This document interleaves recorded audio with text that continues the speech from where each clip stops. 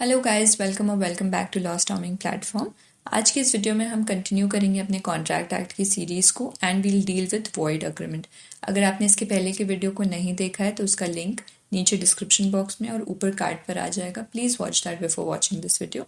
और वीडियो में आगे बढ़ने से पहले अगर अभी तक आपने चैनल को सब्सक्राइब नहीं किया है then please subscribe. Okay, so section 23 to section 30 of Indian contract act deal करता है वॉइड अग्रीमेंट से। Section 23 and 24 talks about agreement of which consideration and object are unlawful. Section 25 talks about agreement without consideration. Section 26 says agreement in restraint of marriage is void. Section 27 talks about agreement in restraint of trade. 28 talks about agreement in restraint of legal proceeding. Section 29 talks about uncertain agreements. And Section 30 talks about wagering agreement. ठीक है, so let's deal with each of them individually. सबसे पहले what consideration and object are lawful and what not. So section 23 of the Indian Contract Act says that consideration or object of an agreement is lawful unless firstly it is forbidden by law.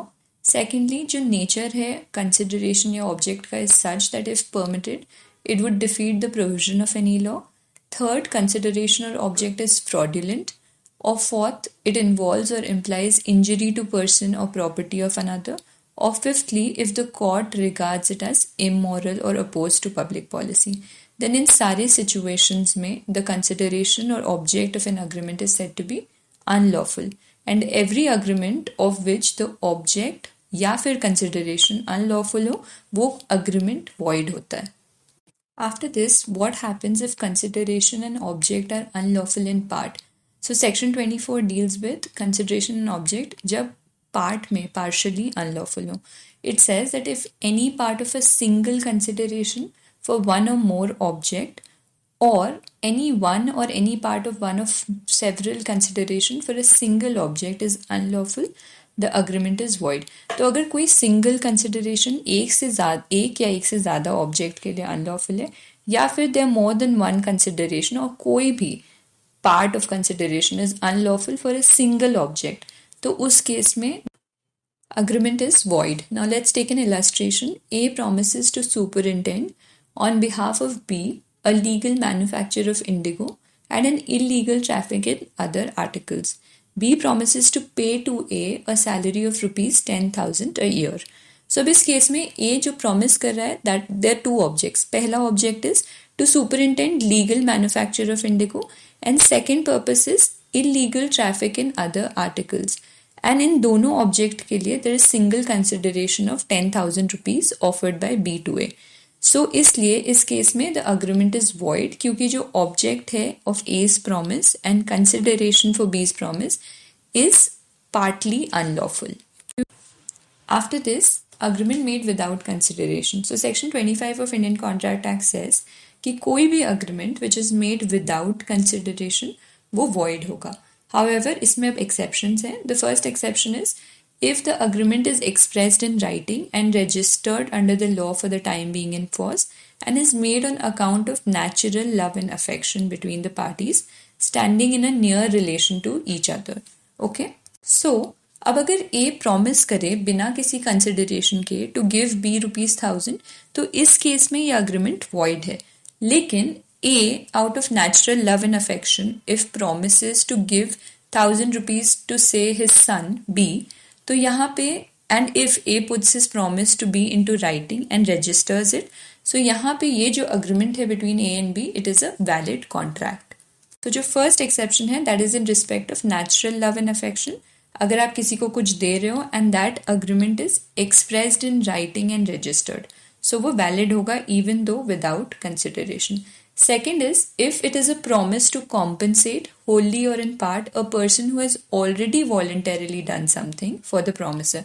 So अगर किसी ने कुछ already कर दिया है promiser के लिए and later promiser decides to compensate तो वो valid contract होगा. Let's take an example. A finds B's purse and gives it to him. B later promises to give A 50 rupees. This is a valid contract. इसके बाद जो third exception है that says if an agreement is a promise made in writing and signed by the person to be charged therewith to pay wholly or in part a debt of which the creditor might have enforced payment but for the law of limitation of suits, तो वो भी एक valid agreement है and it is a valid contract. So जो पहला exception है that is with respect to natural love and affection. Second for executed promise, अगर already promisor के लिए किसी ने कुछ कर दिया. And third is with respect to time barred debt. And इन तीनों केसेस में जो कॉन्ट्रैक्ट है that will be a valid contract even though it is without consideration. इसके बाद agreement in restraint of marriage. So section 26 बोलता है कि कोई भी agreement in restraint of marriage of any person is void. However इसका exception है and that is कि if an agreement is trying to restrain the marriage of a minor, then that agreement is valid. All right. After this, section 27 talks about agreement in restraint of trade. It says every agreement by which anyone is restrained from exercising a lawful profession, trade, or business of any kind, then that agreement to that extent will be void.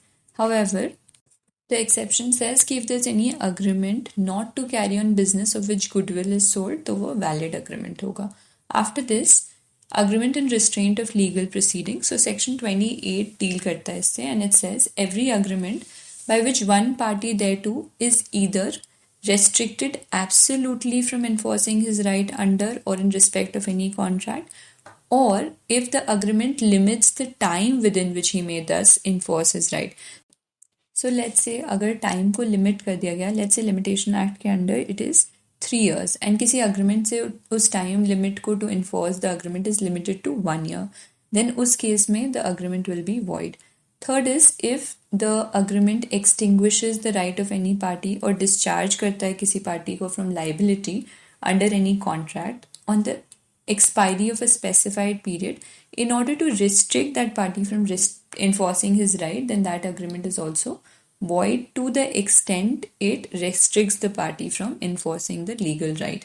However, इसके अंदर एक exception है and that is with respect to arbitration agreement.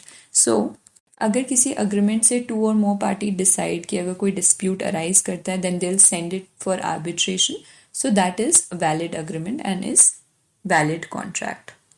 इसके बाद uncertain agreement. So section 29 says कि कोई भी agreement the meaning of which is not certain और capable of being made certain, then that agreement is void. Let's take an illustration. Let's say A agree to sell B 100 ton of oil. अब यहाँ पे नहीं पता है कि what oil A intends to sell, इसीलिए the agreement is void for uncertainty. दूसरा example लेते हैं. A who is a dealer of coconut oil only agrees to sell B 100 tons of oil. So यहाँ पे A only deals in coconut oil. So when he says कि he wants to sell 100 ton of oil, it is quite obvious कि he is talking about coconut oil. And क्योंकि he is talking about coconut oil, it is certain and therefore the contract is valid. Let's take another example. A agrees to sell B all grains in his granary at Ramnagar. So there's no uncertainty here and therefore this agreement is also valid.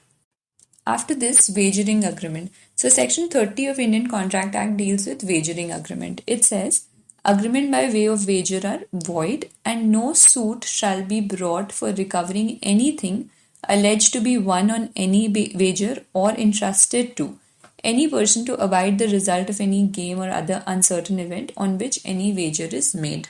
तो कोई भी uncertain event on which कोई wager is made, then that wagering agreement is void. However, section says that any wager in favor of certain prizes for horse racing will be valid. इसके बाद section says that section 294A of Indian Penal Code will not be affected and nothing in this section, that is section 30 of Indian Contract Act, nothing in this section will affect or shall be deemed to legalize any transaction connected with horse racing to which provision of section 294A of Indian Penal Code applies. So let's look at the elements of wagering agreement. So first and foremost element is that there must be a promise to pay money or money's worth. Second, the event that we are talking about must be of uncertain nature. Third, किसी भी party का कोई control नहीं होना चाहिए over the happening of the event. And fourth, each party must either win or lose. This is very important कि जब भी wager होता है situation ऐसा होना चाहिए कि if one wins, the other will lose. If one loses, the other will win. If both party may win but cannot lose or both can lose but cannot win, then वो agreement wager नहीं है. Thank you guys. अगर आपको content अच्छा लगा then please like share comment and subscribe to law storming platform. मिलते हैं अगले वीडियो में।